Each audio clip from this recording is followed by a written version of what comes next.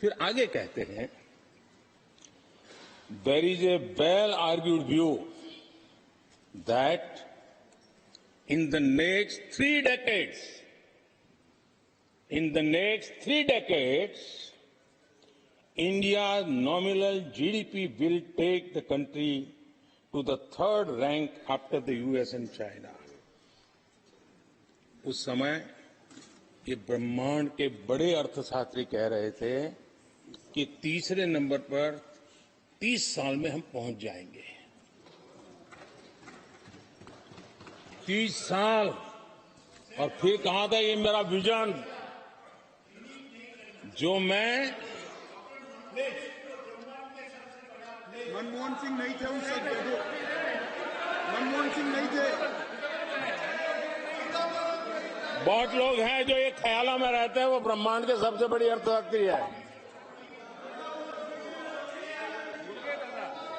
ये लोग 2014 में कह रहे हैं और विजन क्या देखते हैं कि 2044 यानी 2044 तक तीसरी अर्थव्यवस्था की बात, ये इनकी सोच, ये इनकी मर्यादा, सपना भी देखने का सामर्थ्य खो चुके थे लोग। संकल्प तो दूर की बात थी।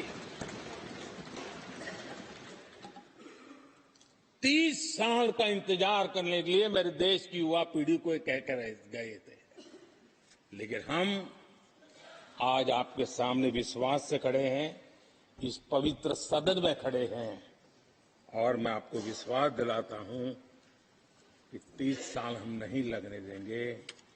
ये मोदी की गारंटी है। मेरे तीसरे कार्यकाल में देश दुनिया की तीसरी आर्थिक शक्ति बन जाए।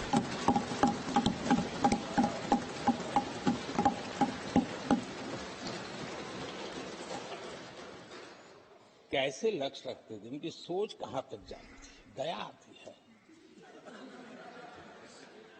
और आप लोग 11 नंबर पे बड़ा गर्व कर रहे थे और 5 नंबर पहुंचा दिए जी। लेकिन अगर 11 पर पहुंचने से आपको खुशी होती थी तो 5 नंबर पहुंचने पर भी खुशी होनी चाहिए। देश 5 नंबर पर पहुंचा, आपको खुशी होनी चाहिए। किस बीमारी में फंसे पड़े हो। आदरणीय अध्यक्ष जी, भाजपा सरकार की काम करने की स्पीड, हमारे लक्ष्य कितने बड़े होते हैं, हमारा हौसला कितना बड़ा होता है, तो आज पूरी दुनिया देख रही है।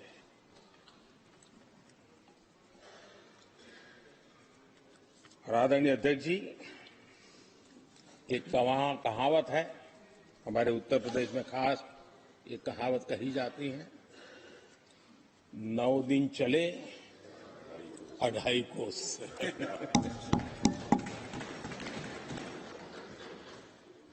और मुझे लगता है कि ये कहावत पूरी तरह कांग्रेस को परिभाषित कर देती है। ये कांग्रेस की सुस्त रफ्तार, कांग्रेस की सुस्त रफ्तार का कोई मुकाबला नहीं। आज देश में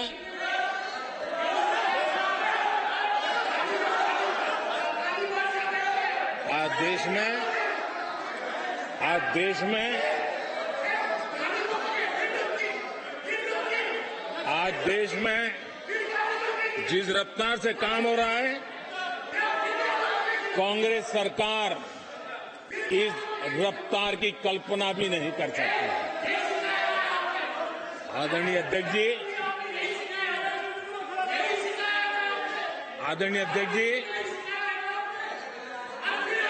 शहरी गरीबों के लिए हमने 400 घर हमने गरीबों के लिए, आदरणीय अध्यक्ष जी, हमने गरीबों के लिए 4 करोड़ घर बनाए।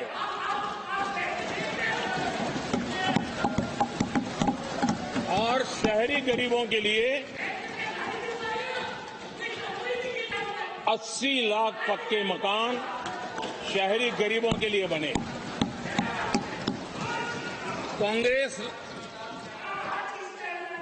अगर कांग्रेस की रफ्तार से घर बने होते तो क्या हुआ होता, मैं इसका हिसाब लगाता हूं।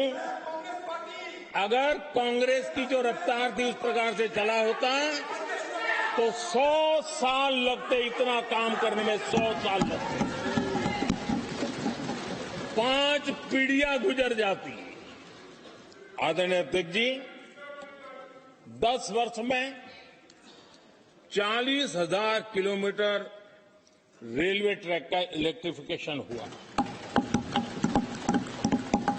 अगर कांग्रेस की रफ्तार से देश चलता, इस काम को करने में 80 साल लग जाते।